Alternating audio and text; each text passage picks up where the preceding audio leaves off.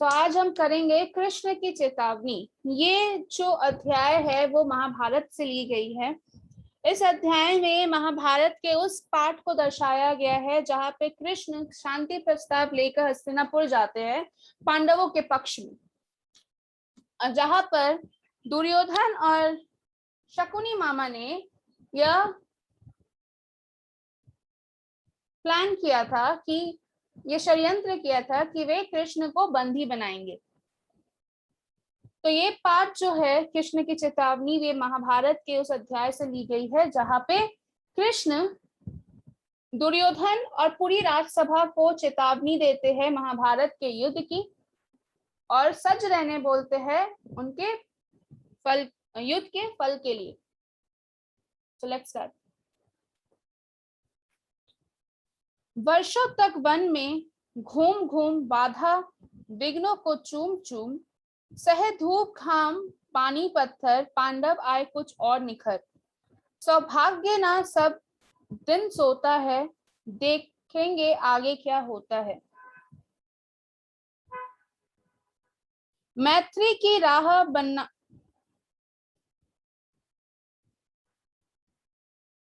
मैत्री की राह बताने को, सबको सुमार्ग पर लाने को, दुर्योधन को समझाने को, भीष्म विध्वंस बचाने को, भगवान हस्तिनापुर आए पांडव का संदेश लाए। तो पहले पैराग्राफ, पहले स्टैंजा में कवि रामधारी सिंह पांडवों के वनवास की बात करते हैं, जहाँ पे पांडव वर्षों तक वन में घूम घूम कर सारी बाधा और विघ्नों को, सारे हर्डल्स को, सारे मुसीबतों को और जितनी भी बाधाएं उनके रास्ते में आई उन सब को सह कर, उनका सामना कर कर, चूम चूम का मतलब होता है खुशी से उनका सामना कर कर, सह धूप घाम, करी धूप और गर्मी को सहकर, पानी और पत्थरों से गुजरते हुए पांडव कुछ और निखर कर पूरे पृथ्वी के सामने, पूरी दुनिया के सामने आए हैं। कवि कहते हैं कि सौभाग्य, किसी का जो लक है, उसका, एक मनुष्य का लक सब समय सोया नहीं रहता, देखते हैं आगे क्या होता है।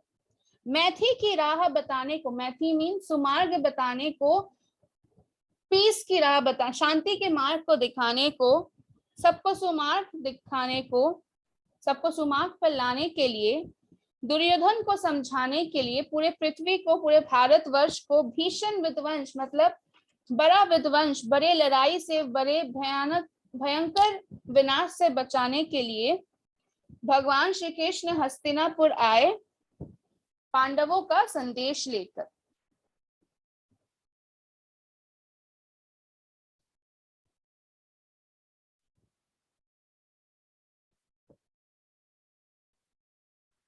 दो न्याय अगर तो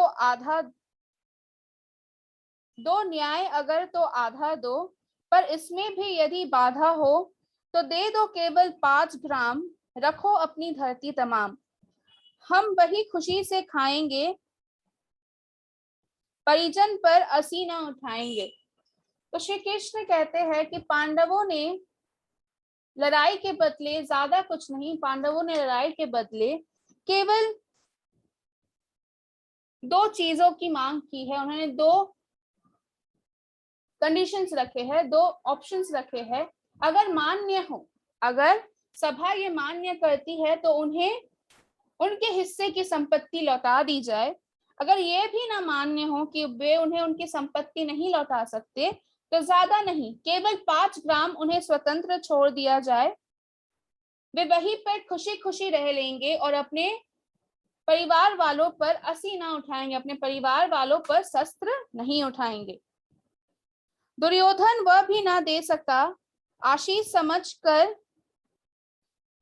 समझ के ना ले सका, उल्टे हरि को बांधने चला, जो था असाध्य साधने चला। जब नाश मनुष्य पर छाता है, पहले विवेक मर जाता है।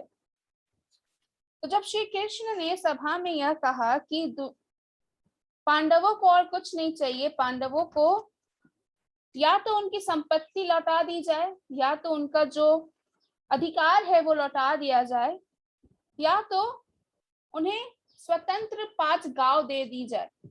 वहीं पे वे खुशी खुशी रह लेंगे और वे अपने परिजनों पर शस्त्र नहीं उठाएंगे। परंतु दुर्योधन अपनी अहंकार में इतना चूर था, दुर्योधन को सत्ता के आगे, संपत्ति के आगे कुछ भी दिखाई ना दे रहा था। दुर्योधन को अपने अहंकार, पांडवों के प्रति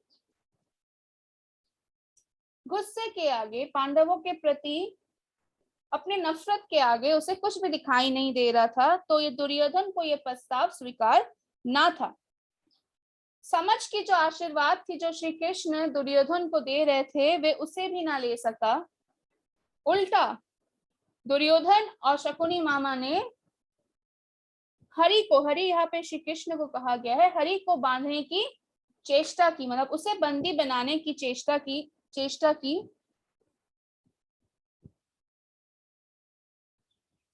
जो कभी नहीं हो सकता था उसे करने की चेष्टा की। कहते हैं जब नाश मनुष्य पर छाता है, मतलब जब किसी मनुष्य का, जब किसी इंसान का नाश समय निकट आता है तो सबसे पहले उसकी बुद्धि मर जाती है। हरि ने भीषण हुंकार किया, अपना स्वरूप विस्तार किया। डगमग डगमग दिग्गज डोले, भगवान कुपित होकर बोले, जंजीर बढ़ा अब साध मुझे, हाँ हाँ दुर्योधन बांध मुझे। तो इस चेष्टा को देखकर श्री कृष्ण ने हुंकार किया, श्री कृष्ण ने एक बड़ी आवाज दोहराई और अपना स्वरूप, अपना सत्य रूप, अपना सत्य आकार उसने सबके सामने विस्तार किया, सबके सामने दिखाया। जितने भी दिग्गज उस दिन उस सभा में मौजूद थे, सबका ईमान डगमगा गया, सबका अस्तित्व डगमगा गया। भगवान कुपित होकर बोले, भगवान गुस्सा होकर बोले, आ दुर्योधन अपनी इच्छा साध ले, तू मुझे जंजीर में बांधना चाहता है, मुझे बांध ले। हित वचन नहीं तूने माना, मैथी का मूल्य ना पहचाना। तो ले मैं भी अब जाता हूँ, अंतिम संकल्प सुनाता हूँ। याचना नहीं अब रन होगा, जीवन जय या कि मरण होगा। टकराएंगे नक्षत्र निकार, बरसेगी भू पर बहिन प्रकार। फन शेषनाग का डोलेगा, विकराल काल मुंह खोलेगा। दुर्योधन रन ऐसा होगा फिर कभी नहीं जैसा होगा। तो जैसे ही दुर्योधन श्री कृष्ण को जंजीर में बांधने आते हैं, जिसमें कि दुर्योधन असफल हो जाते हैं, तभी श्री कृष्ण ने पूरी राजसभा को चेतावनी दी, कहा कि मैंने जो हित वचन दिया, मैंने जो शांति प्रस्ताव लाया, वो किसी को यह स्वीकार ना हुआ। शांति का मूल्य किसी ने पहचाना नहीं। तो अब मेरा अंतिम संकल्प भी सुनते जाओ, अब याचना नहीं, अब पांडव अधिकार मांगेंगे नहीं, अब रण होगा। अब पांडव अपना अधिकार रणभूमि पर युद्ध करते हुए ले लेंगे। जीवन की जय होगी या जीवन पराजय होगा, ये भी अब युद्ध भूमि पर पता चलेगा। जितने भी नक्षत्र निकार है, जितने भी ग्रह है, जितने भी तारों का समूह है, वो सारे एक दूसरे से टकराएंगे। भूमि पर आग के गोले बरसाए जाएंगे।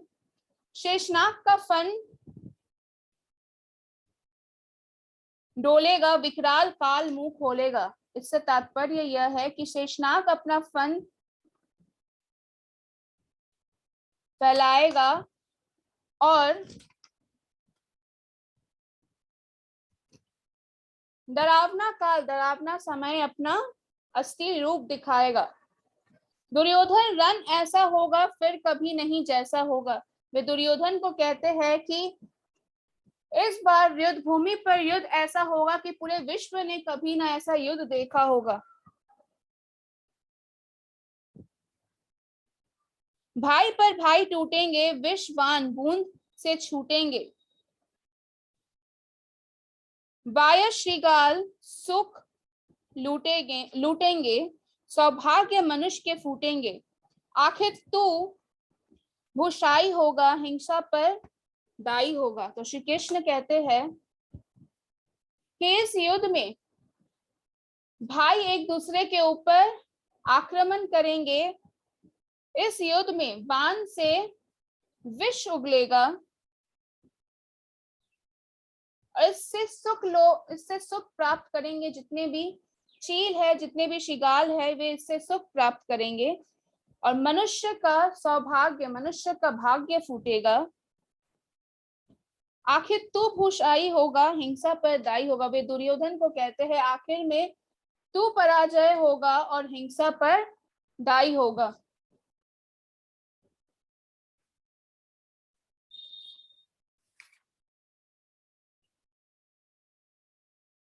थी सभा सन, सब लोग डरे, चुप थे या थे बेहोश पड़े। केवल दो नर ना अघात थे, धृतराष्ट्र विरुद्ध सुख पाते थे। कर जोर खरे प्रमुदित निर्भय, दोनों पुकारते थे जय जय। कृष्ण की ये चेतावनी सुनकर पूरी राज्यसभा दंग थी या बेहोश थी, ये पता लगा पाना बहुत ही कठिन था। परंतु उनमें से दो ऐसे पुरुष थे जो कि सुख का भोग कर रहे थे। वो थे धृतराष्ट्र और विदुर, जो खरे खरे प्रसन्न और निर्भय थे और दोनों ही मन पांडवों की जय की कामना कर रहे थे।